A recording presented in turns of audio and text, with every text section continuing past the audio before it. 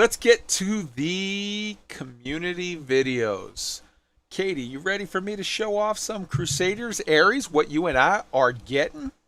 I am very, very excited for you to show this stuff. Yeah, as you say, I've got the Inferno, you've got the Ion. Together, we will be a dream team when it comes to taking down big capital ships and sub-capital ships in Star Citizen. So here we go. Yeah, this is going to be the Ares, Inferno, and Ion. Please do enjoy.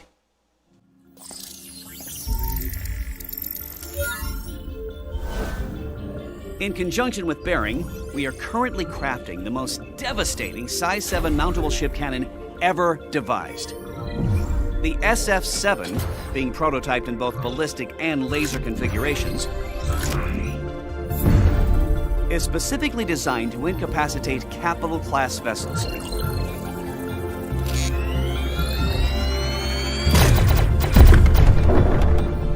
Of course, with a weapon so refined, the task at hand is to try and design an equally sophisticated ship to wield it. Even with this prototype, Crusader is up to the task.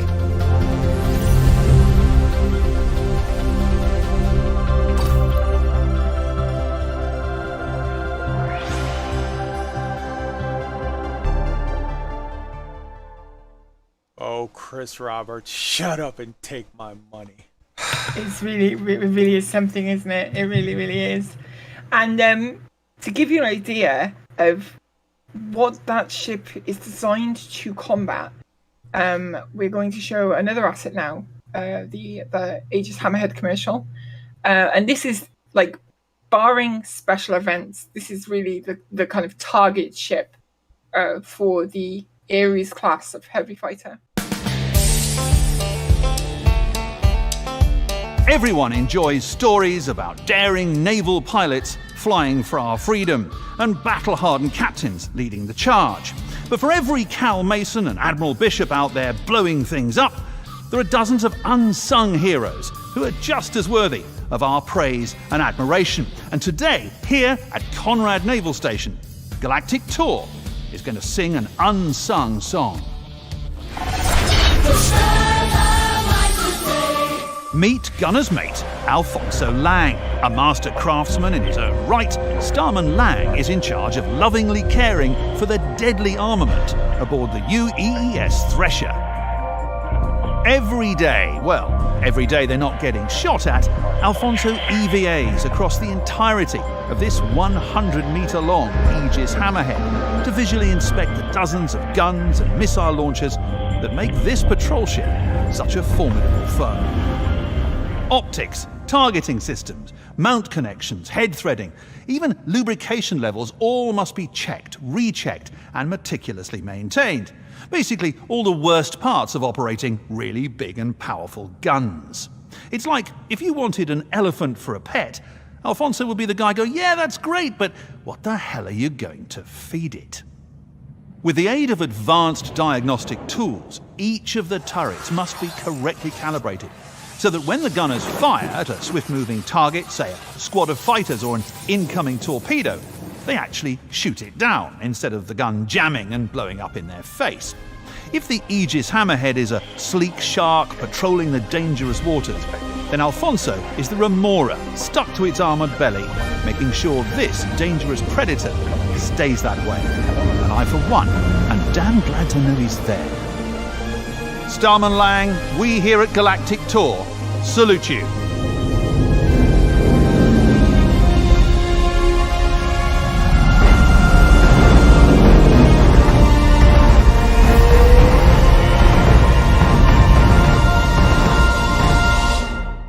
Oh, Space Jeremy Clarkson, you're so much less troublesome than the real one.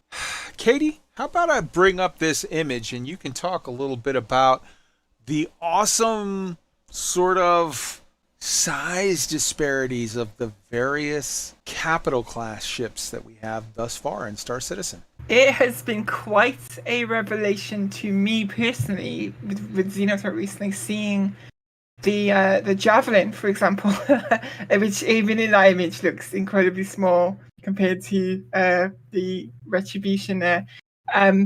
The Javelin makes even what I consider to be extremely large ships like the 890 Jump, the Carrack, even the Aegis, look very small in comparison. So it has been a revelation for me this week to see even larger ships up close. But to give anyone who's more familiar with Elite Dangerous an idea of the scale here, the 890 Jump that you can see in the lower left of the image there, that is about the size of a Anaconda in Elite Dangerous, if I'm not mistaken.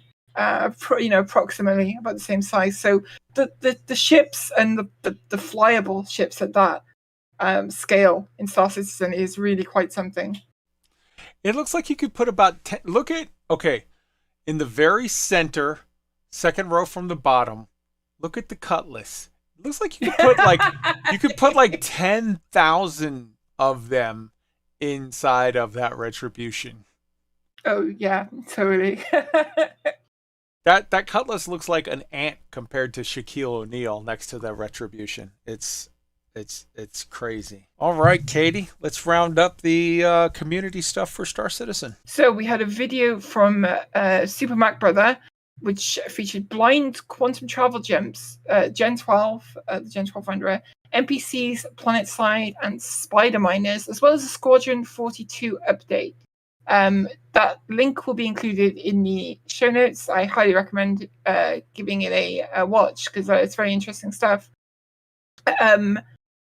Finally, for the community stuff, we have the Urkel DPS Calculator. This is, if you've been familiar with Elite Dangerous, it's basically Star Citizen's equivalent to Coriolis or EDSM, in that you can set up ships, put different components in, see how they affect the stats. You can see where you can purchase the components, which is very important. As in Star Citizen, obviously not everything is purchasable at one location. You need to move around different places. So this will let you know where things are available, how they affect your ship's performance, how much they cost, and you can save ship loadouts, you can share ship loadouts. It's one of the most useful utilities available for Star Citizen when it comes to trying out different ship loadouts and seeing what works for you. The link is in the show notes. There is it's really kind of intuitive actually. When I started using it, it was immediately kind of familiar, coming from something like Coriolis in Elite Dangerous to this. Felt very intuitive.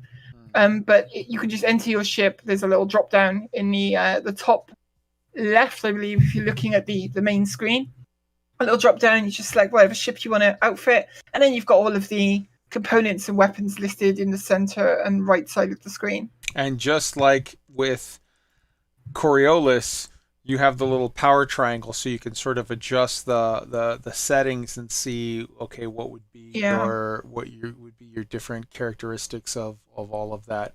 I want to clarify this for the record, because there's a lot of confusion where some people are like, is it Urkel? Is it DPS? What's DPS and what's Urkel? They're the same thing.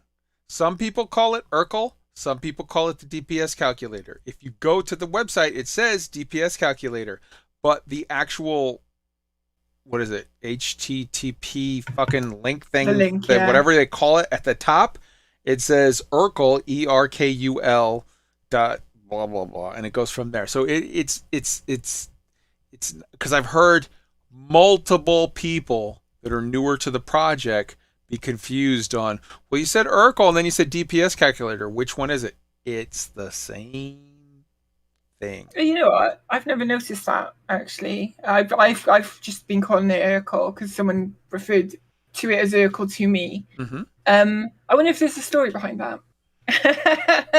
No clue. I just know that it's one thing and it tends to confuse some of the newer people to the project. So I wanted to call it out so that just people knew, like, oh, okay, I'm hip now. I get it. It's the same thing.